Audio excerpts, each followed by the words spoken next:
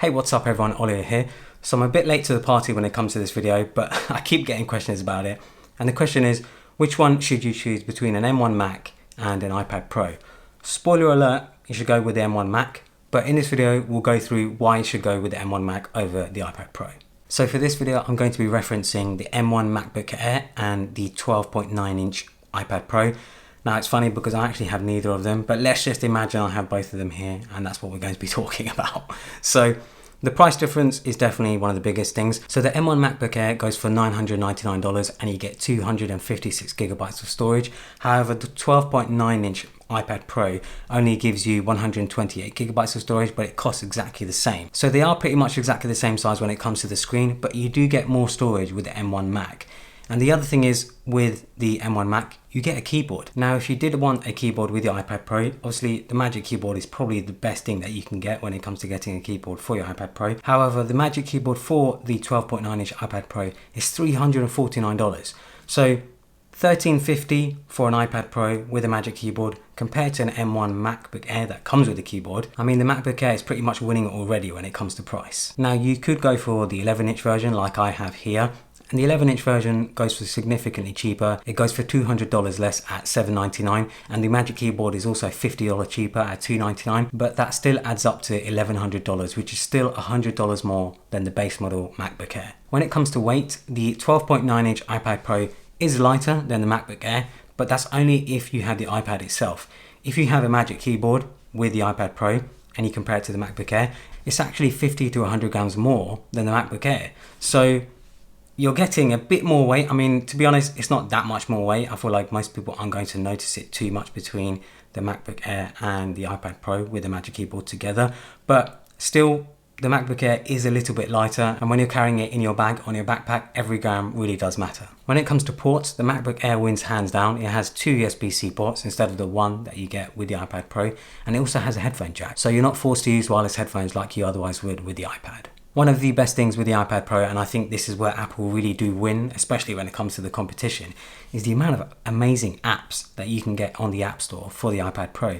There is just an absolute abundance of fantastic apps that make the most of the iPad Pro. However, when it comes to actual professional work and pro-grade apps and multitasking, the M1 Mac will definitely win. There's just no doubt about it. Now, multitasking has definitely come a long way on the iPad Pro, but I still think it's not anywhere near as good as using a proper desktop, a proper laptop like the M1 Mac, because you can move windows around wherever you like, you can have them whatever size you like. There's just a lot more when it comes to multitasking on the M1 Mac. When it comes to apps as well, you're not going to get apps like Final Cut Pro for video editing. I use Final Cut Pro to edit all of my videos. Now, you can get apps on the iPad that let you edit videos, but it's still not going to be as good as Final Cut Pro or Adobe Premiere on the M1 Max. And when it comes to designing as well, if you're a designer, who works in Sketch and Figma, you can't get those on the iPad. You can only get them on a Mac in a proper browser. So when it comes to more professional grade apps, I definitely think the M1 Mac wins.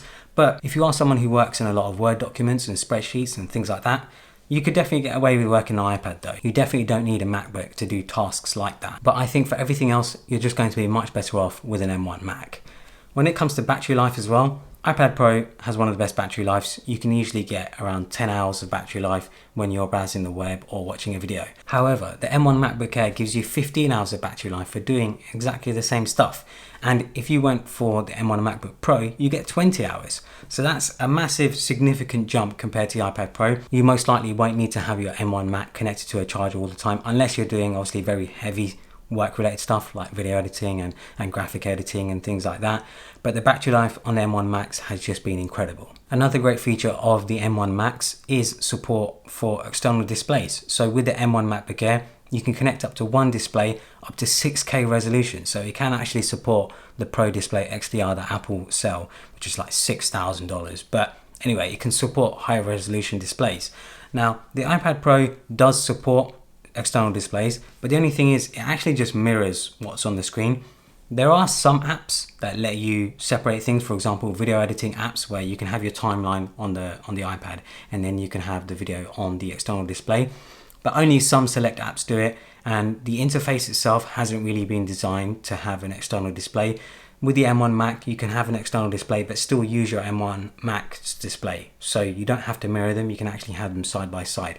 And I think that really gives the M1 Mac an edge when it comes to doing more work-related stuff for photo editing, video editing, coding, whatever else it may be. One place that the iPad Pro definitely wins though and beats the Mac is when it comes to Apple Pencil support. So if you're an artist and you're someone who likes to draw, likes to do any sort of art-related stuff in apps like Procreate, and you have the Apple Pencil, the experience is just amazing. You cannot get the same experience on an M1 Mac. I mean, you could maybe get sort of an external tablet and use that, but with the external tablet, you're still having to look up at the screen when you're drawing. With the iPad and having the Apple Pencil, you can do it straight on the screen.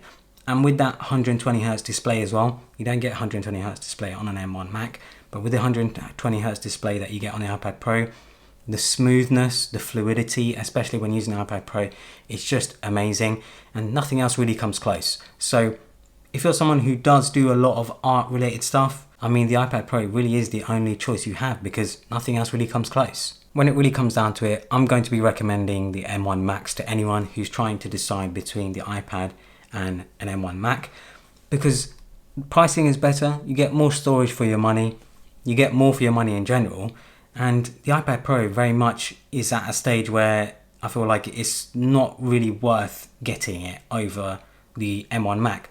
Unless, of course, you're very much set on using an Apple Pencil and doing art-related stuff. But if you're someone who's a student or a designer, developer, photographer, video editor, whatever else it may be, I feel like the M1 Mac is one of the best choices to go for. You know, I've been using my M1 Mac for nearly 2 months now. I will have a sort of long-term review coming soon, and it's just been an amazing experience. I've fully switched over to the M1 Mac from my iMac, and yeah, ever since I've done that, I've never looked back. This has just been a very capable machine, and you just get so much more for your money. So I hope you guys enjoyed this video. Follow me on Instagram and Twitter, and subscribe for more.